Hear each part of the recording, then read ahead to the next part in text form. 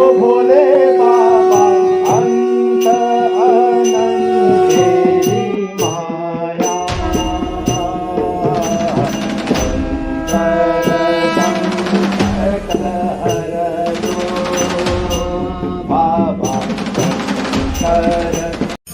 पिछली प्रस्तुति में आप लोगों ने हमारे साथ माँ दूनागिरी के दर्शनों का लाभ पाया था।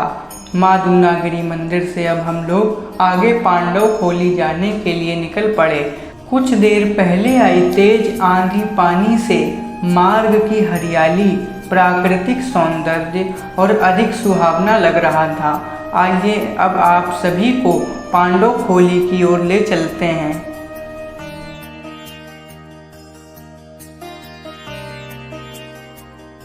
कुछ ही देर में हम लोग पांडव खोली के लिए जाने वाले ट्रैक के स्थान पर पहुंच चुके थे। गाड़ी से उतरकर हमने अपना कैंपिंग का सामान निकाला व ऊपर पांडव खोली की पहाड़ी पर चढ़ना आरंभ कर दिया।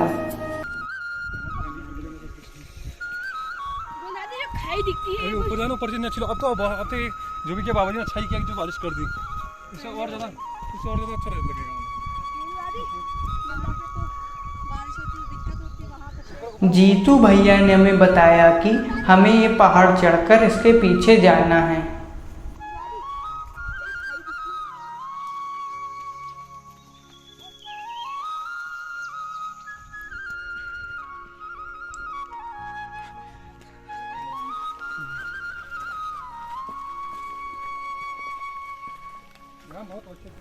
हम लोग धीरे धीरे ऊपर चढ़ते जा रहे थे। जैसे जैसे हम ऊंचाई पर पहुंच रहे थे वैसे वैसे शांत वातावरण व नैसर्गिक सौंदर्य बढ़ता जा रहा था।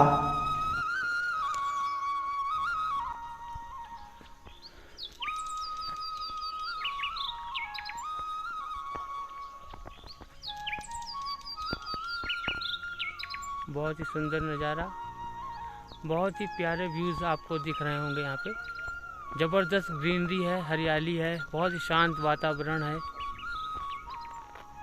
चिड़ियों की चहचहाहट सुनाई पड़ रही है।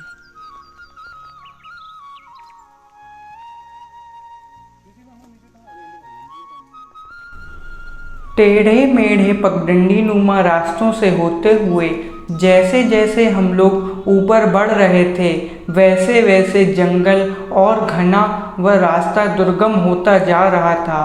बीच घने जंगल में जंगली जानवरों का भय भी रहता है, अतः हम सब एक साथ ही चल रहे थे। आखिरकार लंबी कठिन चढ़ाई के बाद जंगलों के बीच से जब हम बाहर निकले तो पांडव खोली का अद्भुत दृश्य देखकर हम सब अभिभूत हो गए। सामने विशालकाय हरियाली से परिपूर्ण मैदान था जिसे बुग्याल भी कहते हैं।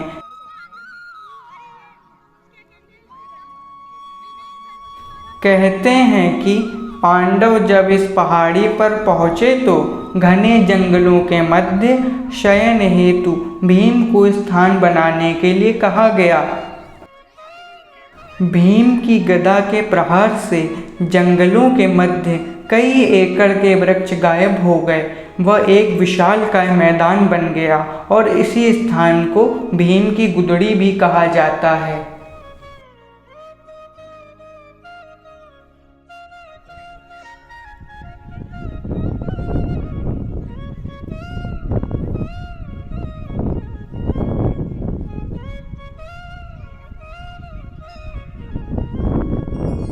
आप देख सकते हैं हम इस समय स्वर्गपुरी पांडव खोली पहुंच चुके हैं। यहां तक पहुंचने के लिए हमें लगभग 7 किलोमीटर का कठिन खड़ी चढ़ाई चढ़कर यहां पर आना पड़ा। और यहां पे आप दृश्य देखिए, बहुत ही रमणीय यहां का वातावरण है। यहां का इतना मनोरम मन भावन दृश्य आप देख सकते हैं।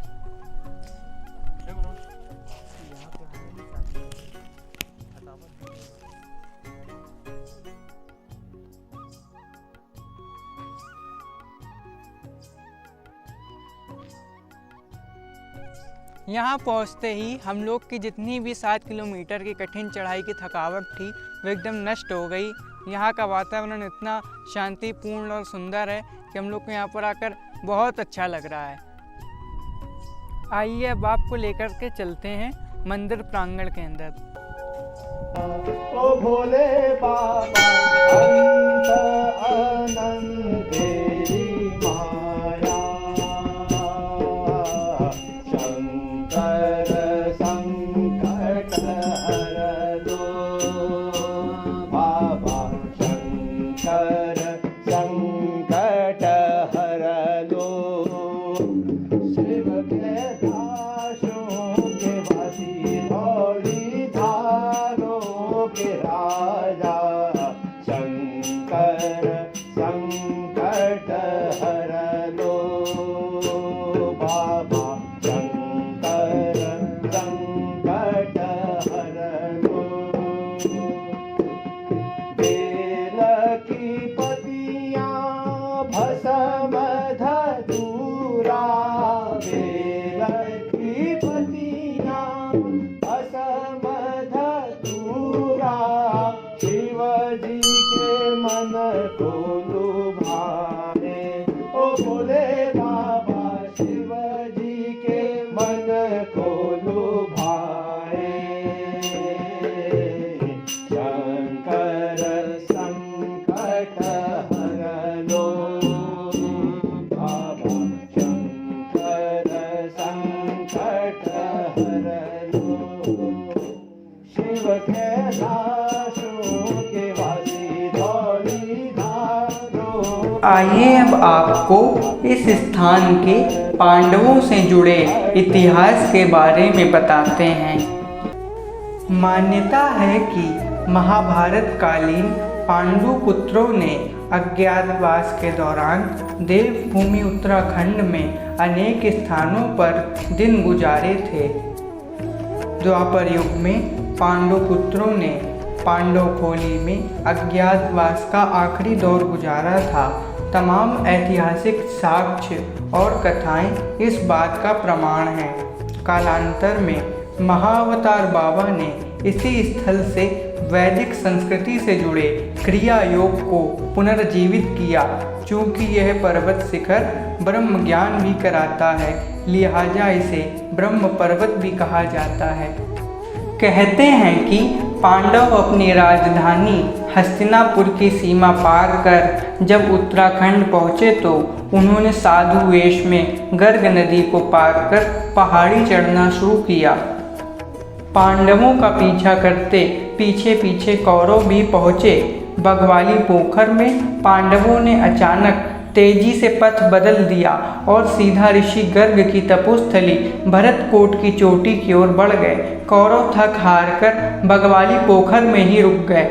दूसरी तरफ पांडव भरतकोट के शिखर से होकर दूनागिरी की उस चोटी की ओर बढ़ गए, जहां वैदिक काल में महाबली हनुमान लक्ष्मण जी के लिए संजीवनी बूटी लेकर लंका के लिए हवाई मार्ग से आगे बढ़े थे। इसी बीच कौरवों के गुप्तचरों ने दूनागिरी पर्वतमाला की तलहटी पर 5 साधुओं की मौजूदगी का संदेश दिया। कौरव पीछा करते हुए दूनागिरी की तलहटी पर पहुँचे, मगर दूनागिरी पर्वतमाला की तलहटी से कई मार्ग निकलने के कारण कौरव भ्रमित से हो गए और आगे नहीं बढ़ सके। इसीलिए द्वाराहाट से करीब 16 किलोमीटर आगे इस स्थल का नाम कौरव चीना पड़ गया। तब पांडव महाऔषधीय वन यानी दूनागिरी वन क्षेत्र से ब्रह्म पर्वत के जिस पर्वत शिखर पर पहुँचे वह पांडवों की खोली अर्थात पांडव खोली कहलाया।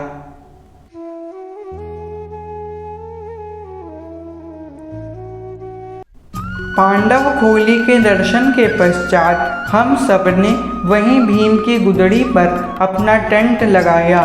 सुबह जीतू भैया की मम्मी ने हम लोगों के लिए छोले पूड़ी बनाए थे, जो कि माँ ने पुनः गर्म कर दिए। वह हम लोगों ने भरपेट खाना खाया व उसके बाद माँ ने सबके लिए कॉफ़ी बनाई।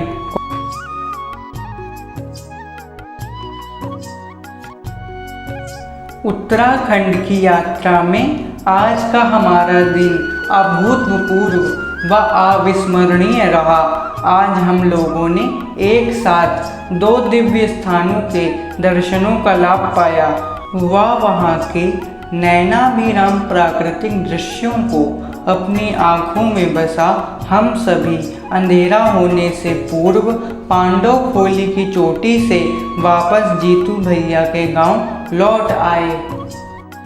यदि आप लोगों को हमारी यह प्रस्तुति पसंद आई हो तो कृपया वीडियो को लाइक करें, शेयर करें, साथ ही कमेंट्स कर हमारे YouTube चैनल को सब्सक्राइब कर हमारा उत्साहवर्धन करें। जय जय श्री महाराज जी।